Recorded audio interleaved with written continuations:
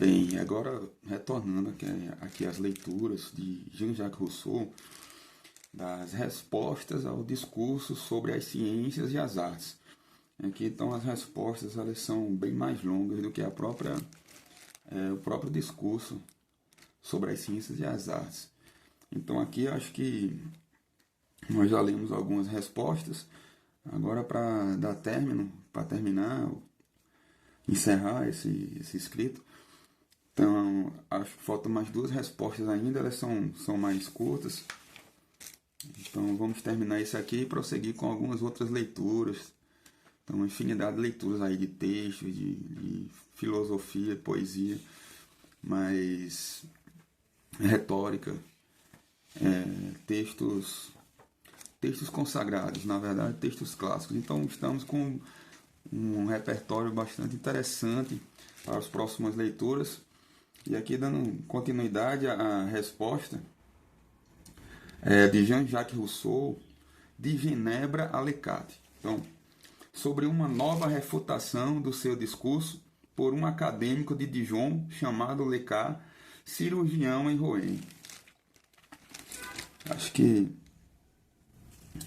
acaba o senhor de ver uma brochura intitulada Discurso que recebeu o prêmio da Academia de Dijon de 1750, acompanhado da refutação deste discurso por um acadêmico de Dijon que lhe recusou o sufrágio.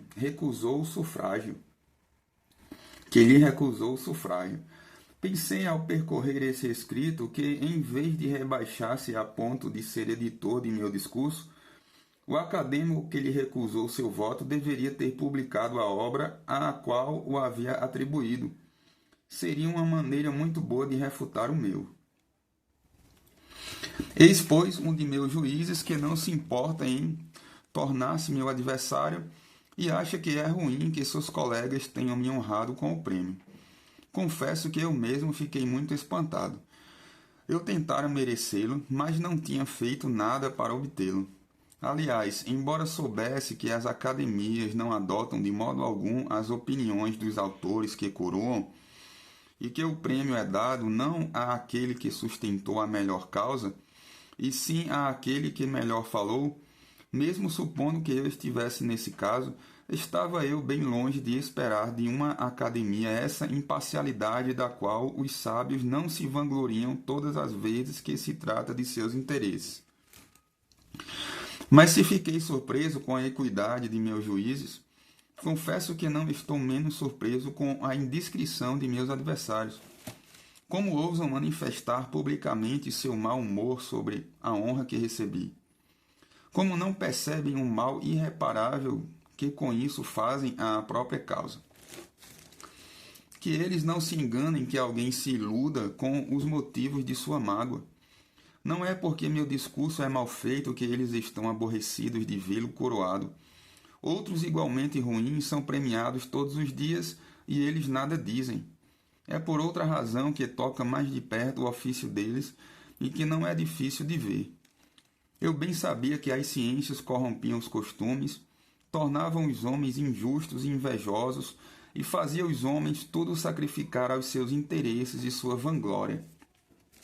Mas acreditar é perceber que isso se fazia com um pouco mais de decência e habilidade. Via que os homens de letras falavam sem parar de equidade, de moderação, de virtude, e que era sob a salvaguarda sagrada dessas belas palavras que se entregavam às suas paixões e seus vícios. Vi que os homens de letras falavam sem parar de equidade, de moderação, de virtude, e que era sob a salvaguarda sagrada dessas palavras belas. Via que os homens de letras falavam sem parar de equidade, de moderação, de virtude, e que era sob a salvaguarda sagrada dessas belas palavras que se entregavam às suas paixões e seus vícios. Mas nunca teria acreditado que tivessem a ousadia de censurar publicamente a imparcialidade de seus confrades. Em todos os lugares, a glória dos juízes é pronunciar-se segundo a equidade contra seu próprio interesse. Cabe às ciências fazer, naqueles que as cultivam, da integridade um crime.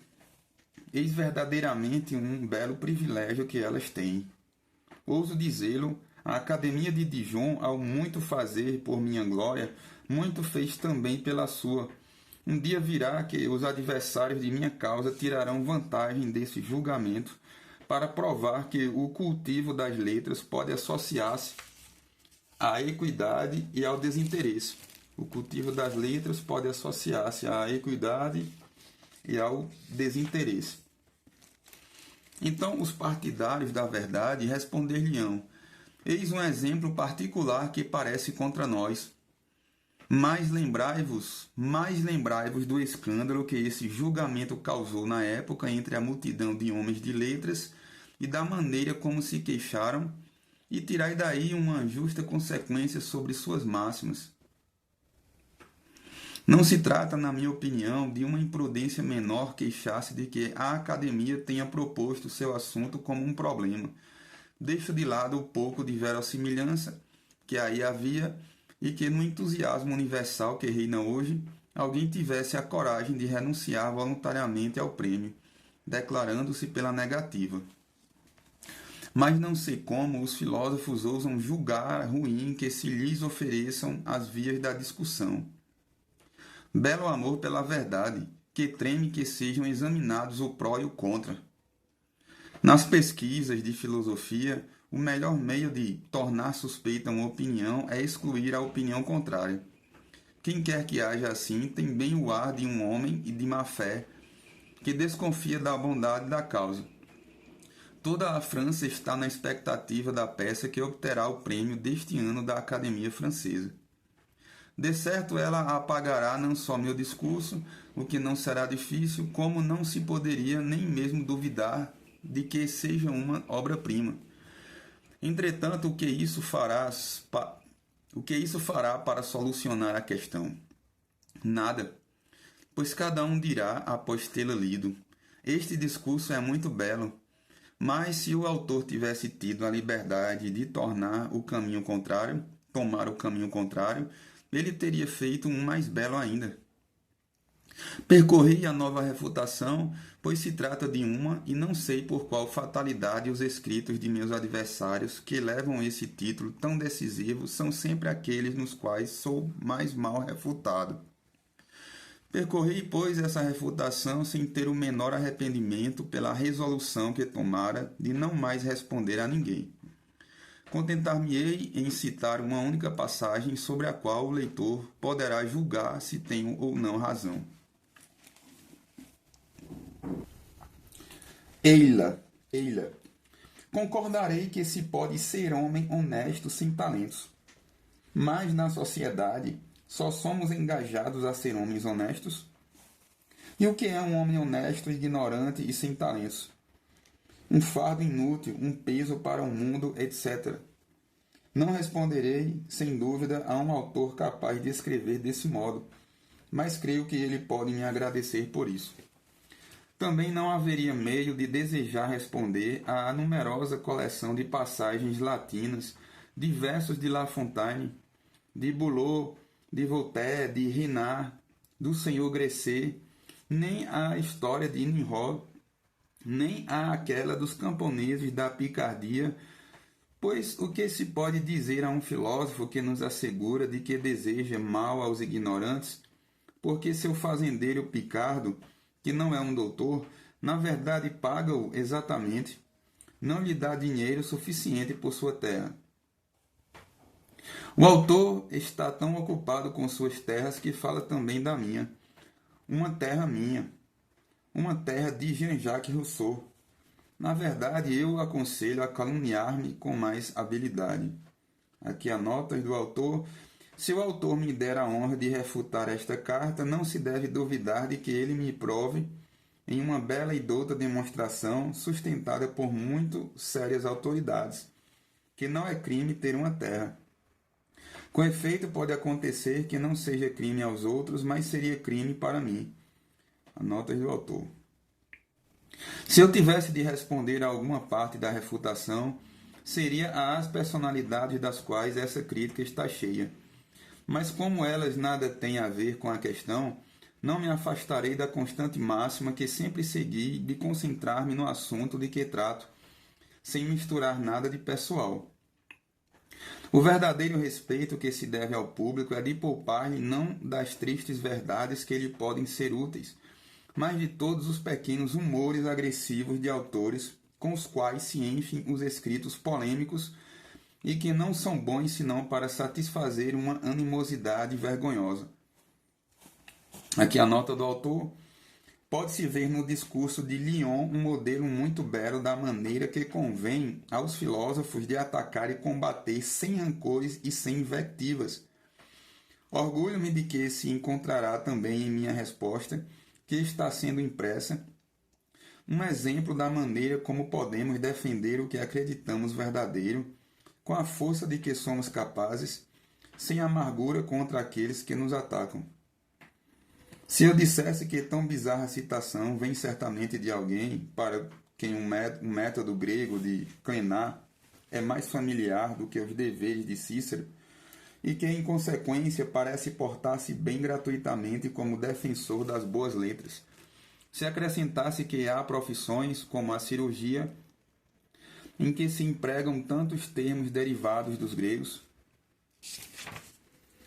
que isso põe aqueles que a exercem na necessidade de ter algumas noções elementares da língua, seria tomar o tom do novo adversário e responder como ele poderia ter feito em meu lugar. Quanto a mim, posso responder que, quando me arrisquei à palavra investigação, quis prestar um serviço à língua, tentando introduzir nela um termo doce e harmonioso, cujo sentido já é conhecido e que não tem sinônimo em francês. Creio que são as condições exigidas para autorizar essa liberdade salutar. Ego cur acquiere pauca. Ego cur acquiere pauca. Si possum in videor.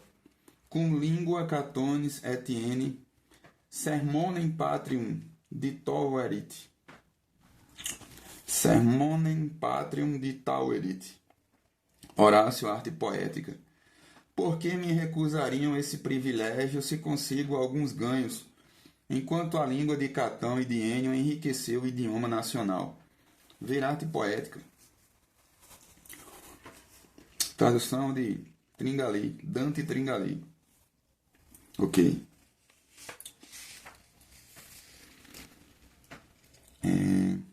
O verdadeiro respeito que se deve ao público é de poupar-lhe não das tristes verdades que lhe podem ser úteis, mas de todos os pequenos humores agressivos de autores com os quais se enchem os escritos polêmicos e que não são bons senão para satisfazer uma animosidade vergonhosa. Pretende-se que eu tenha tomado de plenar uma palavra de Cícero. Que seja, que eu tenha feito solecismos, admito, que eu cultive as belas letras e a música, apesar do mal que penso delas, concordarei se quiserem.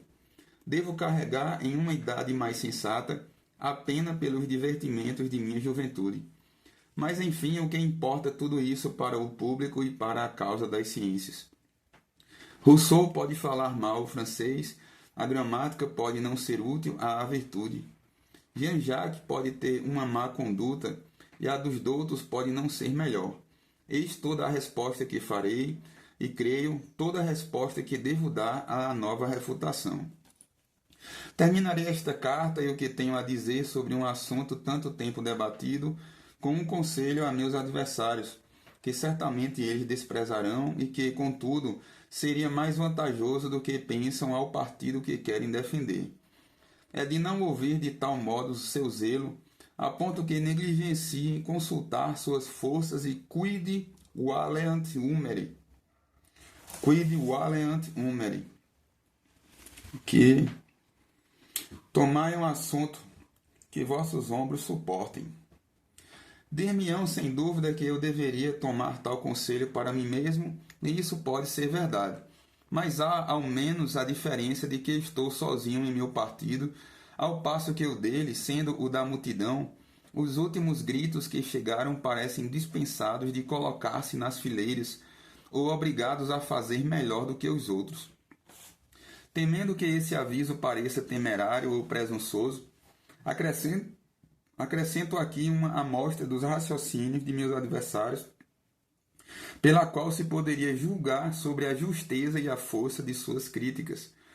Os povos da Europa, eu disse, viviam há alguns séculos em estado pior que a ignorância. No jargão científico intratável, mais desprezível ainda que a ignorância, usurparam o nome do saber e opunha ao seu retorno um obstáculo quase invencível. Era necessária uma revolução para trazer os homens de volta ao senso comum. Os povos haviam perdido o senso comum, não porque eram ignorantes, mas porque tinham a tolice de crer saber algo, com as grandes palavras de Aristóteles e a impertinente doutrina de Ramon Lully. Seria preciso uma revolução para ensinar-lhes que nada sabiam, e nós teríamos grande necessidade de uma outra para ensinar-nos a mesma verdade. Aqui está o argumento de meus adversários. Essa revolução deveu-se às letras. Elas trouxeram de volta o senso comum pela confissão do autor, mas também, na opinião dele, corromperam os costumes. É preciso, então, que um povo renuncie ao senso comum para ter bons costumes. 3 escritores repetiram em seguida este belo raciocínio. Pergunto-lhes agora o que preferem que eu acuse: sua inteligência, por não terem penetrado o sentido bem claro dessa passagem, ou sua má-fé, por terem fingido não compreendê-la. Eles são homens de letras, assim sua escolha não será duvidosa. Mas o que diremos das divertidas interpretações de meu frontispício que este último adversário gosta de fazer? Acreditei que seria injuriar meus leitores e tratá-los como crianças ao interpretar uma alegoria tão clara, dizer-lhes que a tocha de Prometeu é a das ciências, feita para animar os grandes gênios, que o sátiro, que ao ver o fogo pela primeira vez, corre para ele e quer abraçá-lo, representa os homens vulgares, os quais, seduzidos pelo brilho das letras, entregam-se indiscretamente a seu estudo, que o Prometeu que grita e os adverte do perigo é o cidadão de Genebra. Tal alegoria é justa, bela, ouso crer que é sublime. Tal alegoria é justa, bela, ouso crer que é sublime. O que deve pensar um escritor que meditou sobre ela e que não conseguiu compreendê-la? Pode-se crer que esse homem não foi um grande doutor entre os egípcios seus amigos. Tomo a liberdade de propor a meus adversários, e sobretudo ao último, esta sábia lição de um filósofo sobre outro assunto. Sabei que não há objeções que possam prejudicar tanto o vosso partido do que as más respostas. Sabei que, se não tendes nada que valha para dizer, vossa causa será aviltada, fazendo-vos a honra de crer que não havia nada melhor para dizer. Sou, etc. Prefácio de uma segunda carta a Bourdieu. Bourdieu, segundo a grafia adotada por Gagneban e Raymond Pleiade, 1964, Bourdieu, conforme a edição de Trusson e Eigerdinger, Slartner.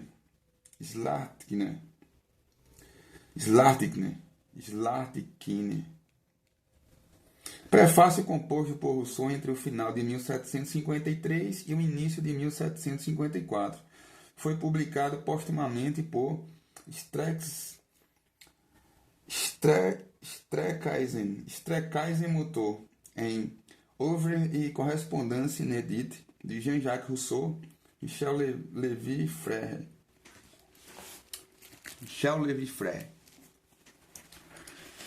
Prefácio de uma segunda carta a Bourdieu. Forçado por novos ataques a romper o silêncio que me impusera nessa longa disputa, torno sem hesitação a pegar a pena que havia posto de lado. Se me é dado lançar, segundo a opinião dos sábios, novas luzes sobre as importantes máximas que estabeleci, pouco me importa que o público se entedie de ver a mesma questão ser debatida tão longamente. Pois ainda que a culpa não seja dos agressores, não estou disposto a sacrificar meu zelo pela verdade em nome da preocupação com a minha reputação e não vejo por que temeria tanto aborrecer leitores a quem tenho tão pouco receio de desagradar. Julgo ter descoberto coisas relevantes e as expus com uma franqueza bastante temerária, sem que se encontre muito mérito em tudo isso, pois minha independência formou toda a minha coragem e longas meditações me serviram de gênio. Um solitário que se compraz em viver consigo mesmo adquire naturalmente o gosto pela reflexão, e um homem que se interessa vivamente pela felicidade dos outros, sem precisar deles para conceber a sua, está dispensado de ser indulgente com sua falsa delicadeza, naquilo que de útil tem a dizer-lhes. Um solitário que se compraz em viver consigo mesmo adquire naturalmente o gosto pela reflexão, e um homem que se interessa vivamente pela felicidade dos outros, sem precisar deles para conceber a sua, está dispensado de ser indulgente com sua falsa delicadeza naquilo que de útil tem a dizer-lhes. Quanto mais extraordinária é uma situação como essa, e uma vez que tenho a felicidade de nela encontrar-me, tanto mais me julgo na obrigação de tirar proveito dela em favor da verdade e de expô-la sem hesitação sempre que me parecer concernir à inocência ou à felicidade dos homens. Se cometi um erro ao guardar silêncio inoportunamente, não devo cometer outro ainda maior, gabando-me de manter minha palavra contra o meu dever. E é com a finalidade de permanecer constante em meus princípios que pretendo estar pronto a abandonar meus erros assim que eu estiver reconhecido. Retomarei, portanto, o fio das minhas ideias e continuarei a escrever tal como sempre fiz, como um ser isolado que não deseja nem teme nada de ninguém, que fala aos outros por eles e não por ele, como um homem que preza demais seus irmãos para não odiar seus vícios e que gostaria que aprendessem de vez a perceber-se tão maus quanto são, a fim de que desejem ao menos tornar-se tão bons quanto poderiam ser. Sei muito bem que o esforço que emprego é inútil e em minhas exortações não tenho o prazer quimérico de contar com a emenda dos homens.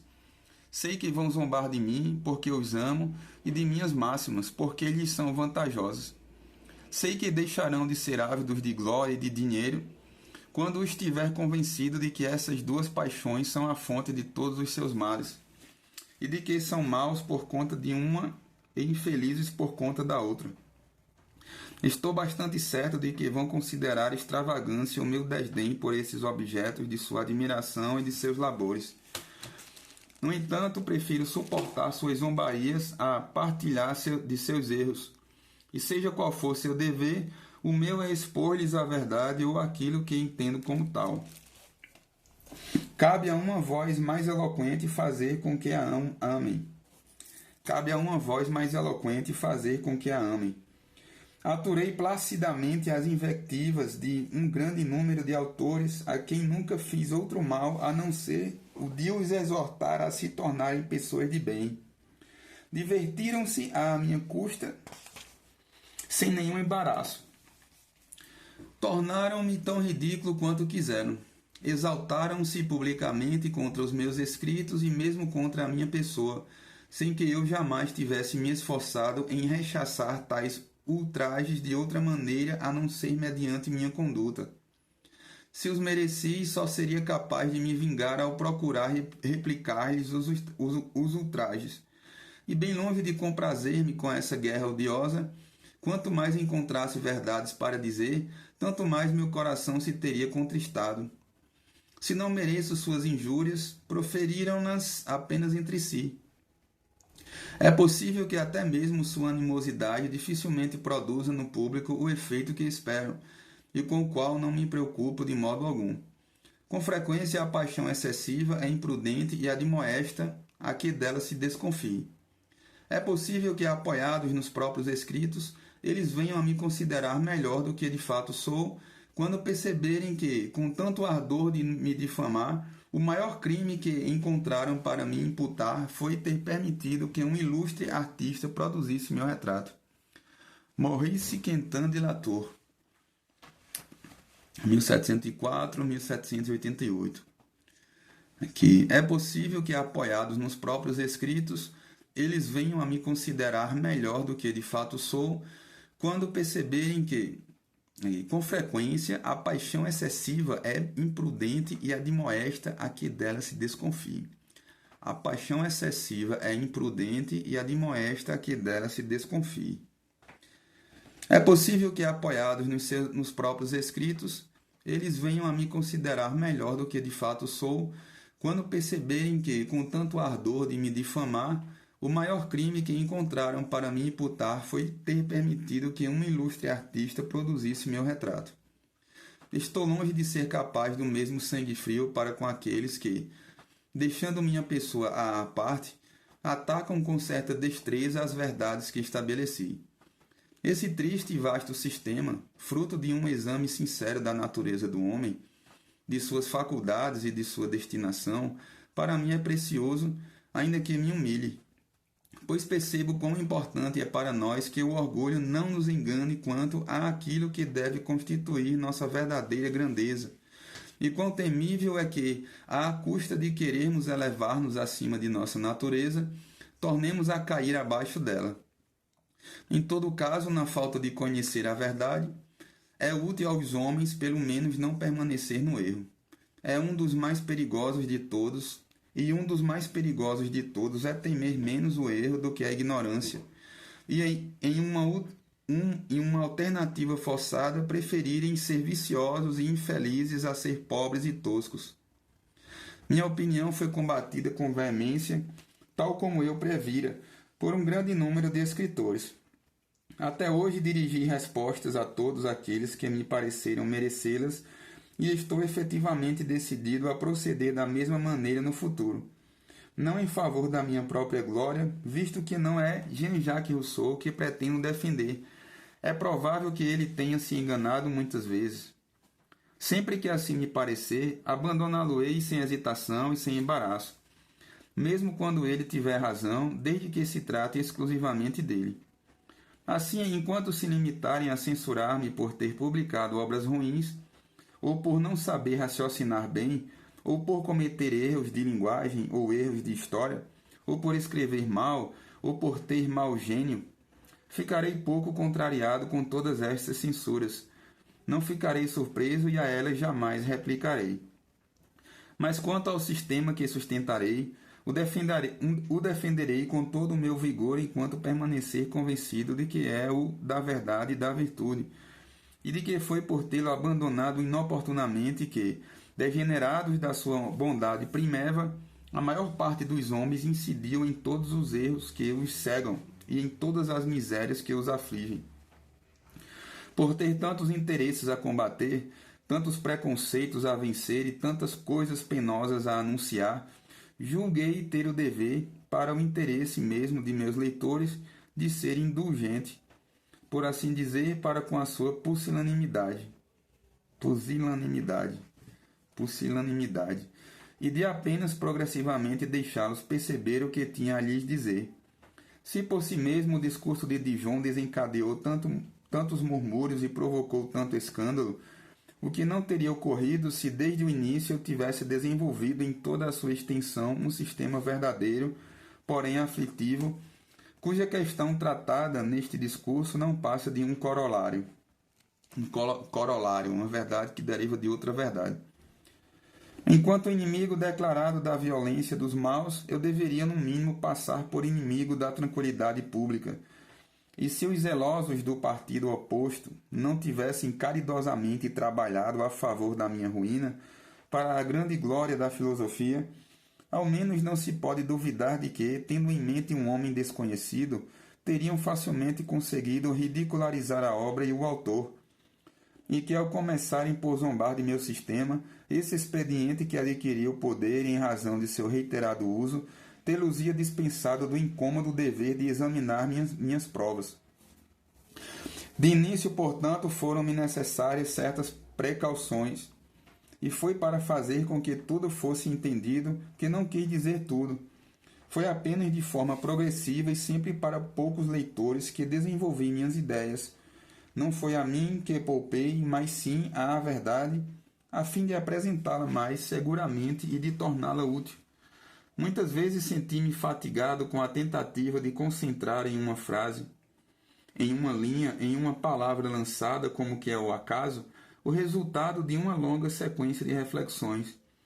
Com frequência, a maior parte de meus leitores deve ter julgado meus discursos mal encadeados e quase que totalmente incoerentes, em vez de perceberem o tronco do qual só lhes mostrava os ramos. Mas era suficiente para aqueles capazes de entender e jamais pretendi falar aos outros. Esse método preparou-me à ocasião de ter de replicar muitas vezes aos meus adversários, quer para solucionar objeções, quer para ampliar e esclarecer ideias que disso necessitavam, quer fosse ainda para terminar de desenvolver todas as partes de meu sistema, à medida que a aprovação dos sábios me assegurava a atenção pública. É verdade que julgava ter atendido suficientemente a todas essas coisas por intermédio de minhas respostas precedentes, ao menos para os leitores que tinha em vista. Porém, no segundo discurso do acadêmico de Lyon, ao constatar que este ainda não me entendeu, prefiro acusar-me de incapacidade a acusá-lo de má vontade.